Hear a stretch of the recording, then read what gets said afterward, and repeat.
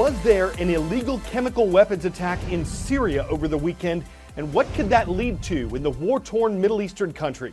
These are the questions we're exploring first today on CNN 10. I'm Carl Azuz. The civil war in Syria started in 2011. It involves different rebel groups fighting the Syrian government. There are also terrorist groups involved. But one reason why it's gotten so much international attention is because it's turned into a proxy war, with countries outside of Syria supporting different groups inside of Syria. The U.S., for instance, is battling the ISIS terrorist forces in Syria, and it's supported certain rebel groups in the past. Russia and Iran are also involved. They've been supporting Syria's current government. And neighboring Israel, whose official stance on the war is neutral, has acknowledged attacking some Syrian military targets. The United Nations Security Council held an emergency meeting on Monday to talk about a suspected chemical attack that happened on Saturday. Syrian activist groups say helicopters dropped bombs containing a toxic gas on a rebel-held city named Douma. They say dozens of civilians were killed in the attack, and they provided graphic video footage of victims. CNN couldn't verify whether the video is authentic. The Syrian government and Russia say it's not. But what happens next is anyone's guess.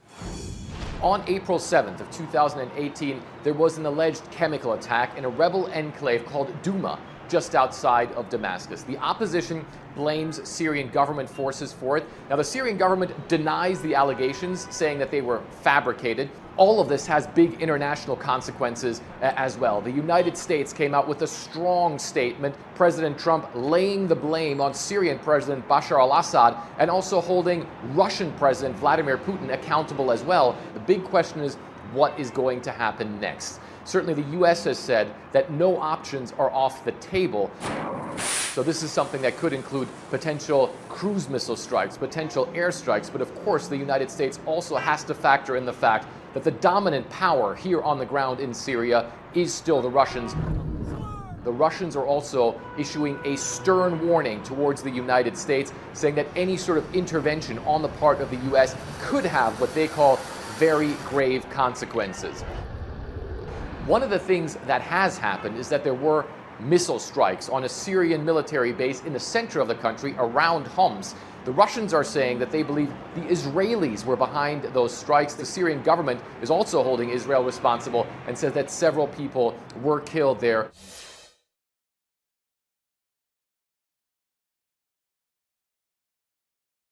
So right now you have a situation on the ground here in Syria where certainly all the players are very nervous, all the players are very close to one another, and all the players are very much at odds with one another, which is really something that could make it potentially very, very dangerous, not just for an escalation on the ground in the Syrian civil war, but also for the outside powers to come into conflict with one another.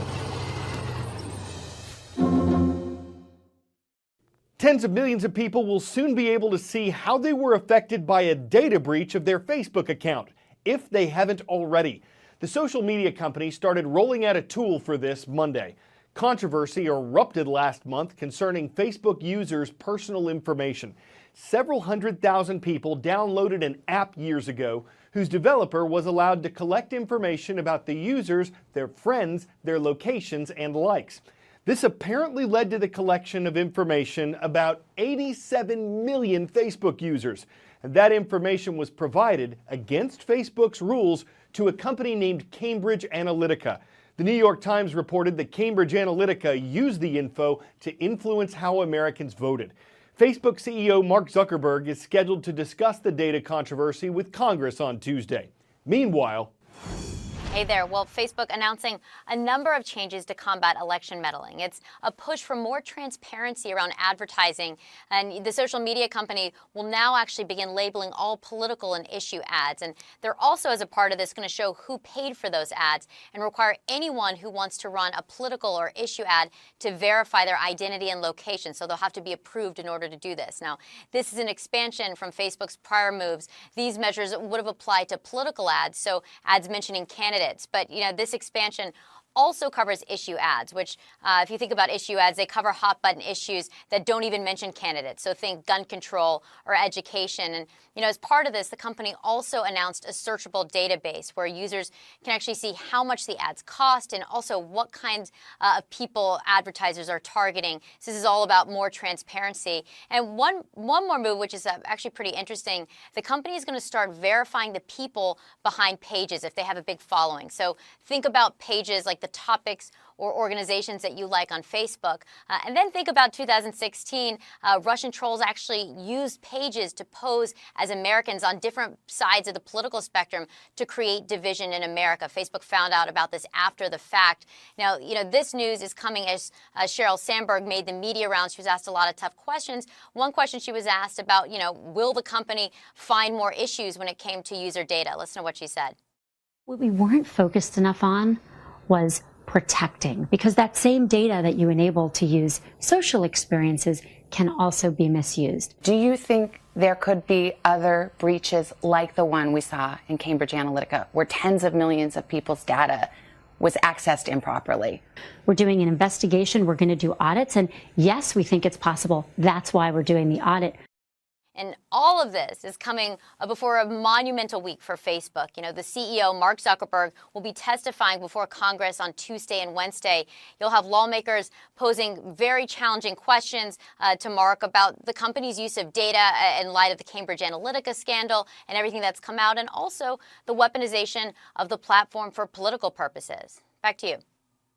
We have a new series this year that celebrates student athletes who are making things better in communities around the country. It's called Positive Athlete. You can nominate someone you know at cnn.com/positiveathlete. Today's report's about a young man who lives on the Hopi Native American Reservation in Tuba City, Arizona. He knows something about perseverance. I started playing sports when I was in about 3rd grade.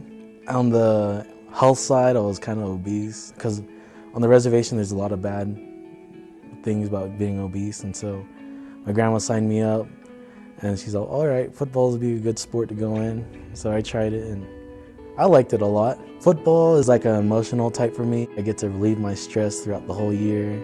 Brandon's a leader. If the football team was down, he'd get up there and he'd give them their pep talk.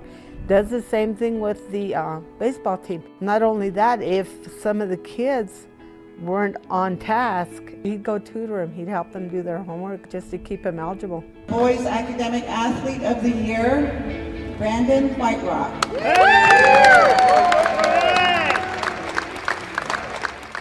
Among the soldiers killed in Iraq was Private First Class Lori Payastua. He was 3 when his mom died. When I was little, I didn't know anything. I was like, oh, my mom's in heaven, so just like simple childish stuff. His mother just seemed to have taught him so well just in the very beginning stages of his life. Everyone come up to me, their mom's a hero. She did this for us. I used to know her. She always did this for me. And so my inspiration was to live and be like her. They both can light up your day just by smiling at you. That was Lori's big thing. She had this awesome smile. And Brandon's the same way. Other kids have idols like LeBron James or like Larry Fitzgerald, but I looked up to my mom. Every game I always played for her. I played my hardest for her.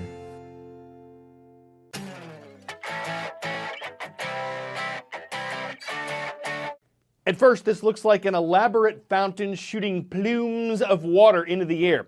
But the plumes are ice, and they're powered by explosives.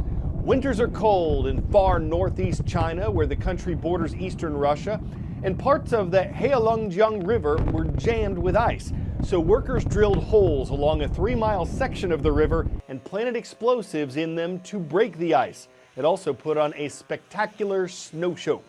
Bet it was a blast to put together. We hear they really got a charge out of it once they drilled down and planted powdered propellants that powered pulchritudinous plume magic. There's a river of puns here. We sent a raft your way. We hope they float your boat, but it's time for us to set sail on CNN 10. I'm Carl Azus.